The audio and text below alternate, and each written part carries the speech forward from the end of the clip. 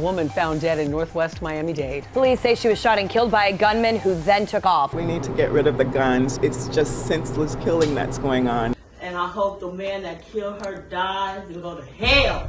The murder of Wendy Daniel. It was a typical sunny morning in Miami, Florida, when several people who happened to be going to work or opening their stores in the West Little River neighborhood heard a single gunshot. Unfortunately, gun violence is not unusual in this part of the city, but they couldn't even imagine they would find a lifeless body of a young woman lying against a fence with a bullet wound to her head. Surveillance video captured the crime in broad daylight. The victim's body was found half naked in an alleyway. Welcome to Seriously Criminal, a true crime channel where we cover unsolved crimes, chilling murders, mysterious disappearances, and more. My name is Zoe, and I am your host. Don't forget to like and share this video. On August 2nd, 2022, Miami-Dade Police Department was contacted by several residents of the West Little River neighborhood after 7 a.m. The police were informed there was a female body on Northwest 26th Avenue and 95th Street, close to a local DMV. From what I saw looking over there before the police got there and put the tarp, it was a young lady. She had on no bottom and she only had on a top. The officers who were first on the scene confirmed that the victim was a young woman with a gunshot wound to her head. She was found next to a fence that surrounded a local business. Since West Little River is infamous for crime and gun violence, their first assumption was that the woman was a victim of a random shooting who was left on the street to die. However, one detail stood out. She was naked from the waist down, which suggested the woman was either a victim of a sexual assault or one of the sex workers known to frequent the area. Soon, witnesses came forward and talked to the officers. Several people confirmed they heard a scream just before 7 a.m. and it was followed by a gunshot. A young gentleman that was on his way to work came in and he told me that he heard the gunfire. He heard a young lady scream and he heard the gunfire. Detectives covered the body with a tarp and searched for physical evidence for hours, covering the nearby alleys. Police drone was used to get a better understanding of the crime scene, but their best lead was surveillance footage from the nearby business. One of their cameras had a perfect view of the crime scene, and investigators hoped it would reveal what happened to the victim several hours earlier. Now, I just spoke with Miami-Dade police, and as of now, they're giving us very little information. They tell me detectives are still on scene working to piece together evidence to figure out who killed this woman. Sure enough, their surveillance video captured everything that went down by the fence that Tuesday morning. At 6 a.m., a gray sedan arrived at the alleyway and stayed in the same spot for 26 minutes. Suddenly, the front passenger door was opened and the victim fell out of the car. The woman was partially naked, wearing only a t-shirt. She remained on the ground for several seconds, unable to lift herself. Meanwhile, the driver, who was also nude, exited the vehicle with a gun in his hand. He grabbed the victim while she was struggling to get up and fired a single bullet into her head. As she slumped by the fence, the killer returned to his car and quickly drove away, leaving the young woman in the alleyway. This is we are seeing new video tonight showing the moments the suspect pushed that victim out of the car, shot her in the head, killing her. The video also captured the license plates of the killer's sedan, and the police soon learned that the vehicle was registered to 43-year-old Ron Adam Donaldson, who lived in an apartment on 69th Street and Byron Avenue in Miami Beach. Not knowing what to expect because the suspect could be armed and dangerous, Miami-Dade Police Department sent several units to the apartment complex. As law enforcement surrounded the building and announced their presence, curious bystanders and neighbors gathered to see what was happening. And then I came out here and I see SWAT cars and police cars. I'm like, whoa, this is something different.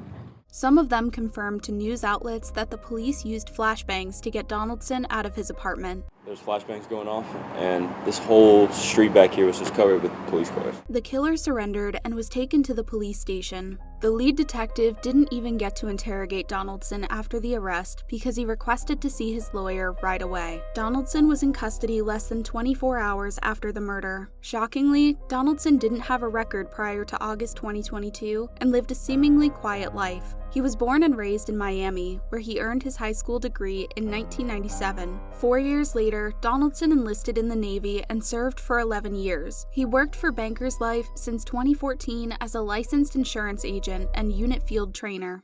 Well, Eden and Christie, we have learned that he is a family man. In fact, he worked right here out of this North Miami office as an insurance agent for a company called Bankers Life. In June 2015, Donaldson married his wife Beth, and the couple welcomed one baby together. According to his social media profiles, he was an active community member who often volunteered and posted content that highlighted racial inequality that Black people faced in the U.S. Court records confirmed that Beth Donaldson filed for divorce from the killer on March 2021. The reasons are unknown. The police didn't reveal who the victim was right away, but Crime Stoppers published her name on their website. She was identified as 25-year-old Wendy Nicole Rose Daniel of Fresno, California. The victim found moments later with a gunshot wound to her head.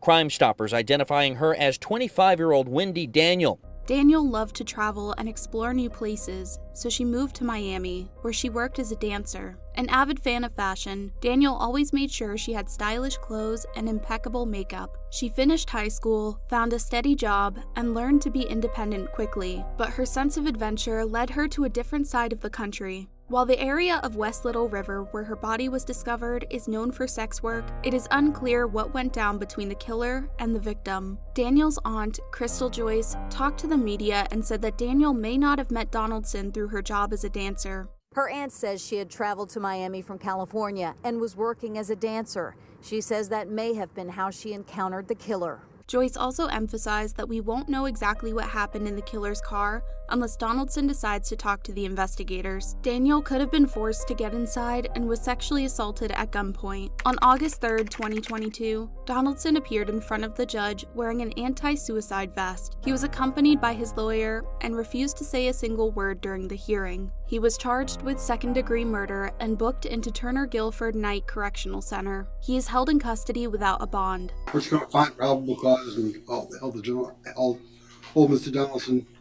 no bond. The Miami-Dade Police Department announced he matched the description of a suspect in 5 sexual assault cases that occurred in the weeks before Daniel's murder. Detectives continued investigating his connections to these crimes. On February 1, 2023, a sexual assault charge was filed against Donaldson while he was in custody. Already suspected of 5 rapes, one of the victims decided to take action against her assailant. According to the police report, the assault occurred on June 15, 2022, almost 2 months before the murder of Wendy Daniel. A woman was on Northwest 27th Avenue and Northwest 90th Street, close to the location where Daniel was shot and killed. A gray sedan approached her, and the driver, later identified as Donaldson, offered to drive the woman to a nearby gas station. She agreed and got inside the vehicle. Instead of driving to the gas station, Donaldson headed in a different direction towards Northwest 91st Street and 25th Avenue. He parked the car and revealed he had a gun. Donaldson assaulted the woman at gunpoint. The victim fought back, which enraged the assailant even further. He abruptly stopped, returned to the driver's seat,